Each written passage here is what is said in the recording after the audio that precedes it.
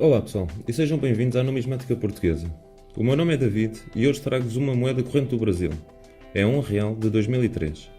Esta moeda é de circulação normal no Brasil. Este tipo de moeda começou a ser cunhado a partir de 1998 e só não foi produzida no ano 2000, 2001 e 2015. O Brasil tem em circulação 6 tipos de moeda. Tem a de 1 centavo, a de 5 centavos, a de 10 centavos, a de 25 centavos e a de 50 centavos, e a de 1 real. Esta de 1 real pesa 7 gramas e tem 27 mm de diâmetro. No anverso, temos o valor facial de 1 real e temos o ano em baixo, 2003.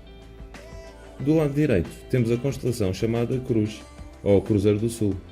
É uma constelação facilmente reconhecida pelas suas duas estrelas mais brilhantes e pela característica de formar uma cruz. Cada uma das 5 estrelas tem um nome e são Alfa, Beta, Gama, Delta e Epsilon Crucis. Virando a moeda, vemos no reverso,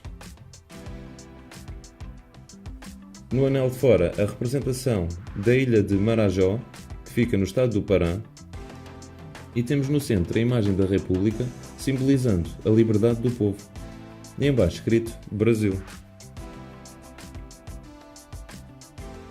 Desta moeda foram emitidas 100 milhões de 1 real em 2003. Já sabem pessoal, subscrevam, façam like e deixem os vossos comentários abaixo. Vamos fazer crescer o programa com mais informação, mais moedas e mais história. Obrigado a todos e até à próxima.